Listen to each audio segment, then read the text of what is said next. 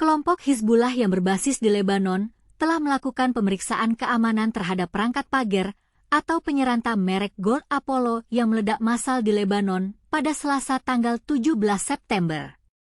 Beberapa pagar bahkan baru dibagikan kepada anggota Hizbullah hanya beberapa jam sebelum meledak. Dua sumber keamanan yang memahami hal tersebut mengatakan bahwa Hizbullah meyakini perangkat komunikasi itu aman sebelum membagikannya kepada para anggotanya di berbagai wilayah Lebanon. Tapi, apa yang sebenarnya terjadi? Salah satu anggota Hizbullah baru menerima pagar pada Senin tanggal 16 September waktu setempat, yang kemudian meledak keesokan harinya ketika perangkat itu masih berada di dalam kotaknya. Menurut sumber lainnya, sebuah pagar lainnya yang diserahkan kepada seorang anggota senior Hizbullah beberapa hari sebelum insiden meledak dan melukai seorang bawahannya. Dalam serangan yang tampaknya terkoordinasi, perangkat komunikasi merek Gold Apollo itu meledak secara serentak pada Selasa tanggal 17 September waktu setempat di seluruh area yang menjadi markas Hizbullah di pinggiran selatan Beirut dan lembah Bekaa bagian timur. Pada Rabu tanggal 18 September waktu setempat, ratusan walkie-talkie yang digunakan anggota-anggota Hizbullah juga meledak. Kedua serangan beruntun itu menewaskan total sedikitnya 37 orang, termasuk 2 anak-anak, dan melukai nyaris 3.000 orang lainnya. Pemerintah Lebanon dan kelompok Hizbullah menuduh Israel sebagai dalang di balik ledakan massal tersebut. Tel Aviv hingga kini belum memberikan komentar langsung atas insiden di Lebanon tersebut. Namun sumber keamanan Barat mengatakan kepada Reuters pekan ini bahwa unit intelijen rahasia militer, unit 8200, terlibat dalam perencanaan serangan itu. Tapi, bagaimana bisa pagar-pagar tersebut meledak massal? Dituturkan seorang sumber Lebanon yang memahami komponen perangkat itu bahwa baterai walkie-talkie yang digunakan Hizbullah telah dicampur dengan senyawa yang sangat mudah meledak yang disebut PET. Sedangkan bahan peledak seberat 3 gram yang ditanam di dalam pagar, menurut laporan Reuters, tidak terdeteksi selama berbulan-bulan oleh Hizbullah. Menurut salah satu sumber keamanan itu, sangat sulit untuk mendeteksi bahan peledak dengan perangkat atau pemindai apapun. Sumber itu tidak merinci jenis pemindai apa yang digunakan Hizbullah untuk memeriksa pagar-pagar yang digunakan anggotanya tersebut.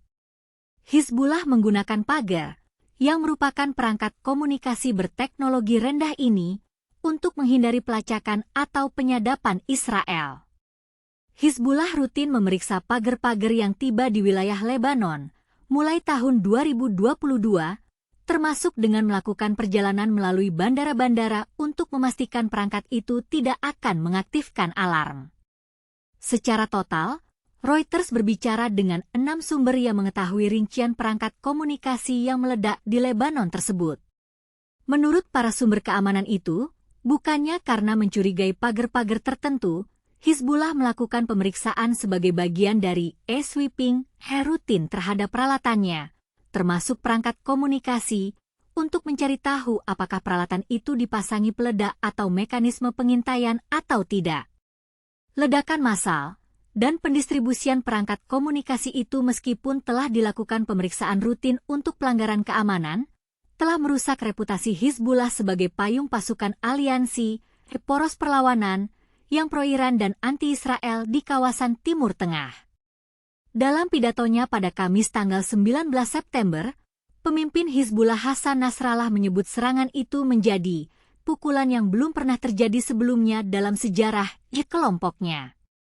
Kantor media Hizbullah dan militer Israel belum memberikan komentar atas laporan Reuters ini.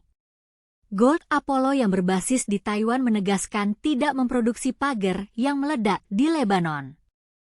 Pemerintah Taipei mempertegas bahwa komponen di dalam pagar itu tidak dibuat di wilayah Taiwan.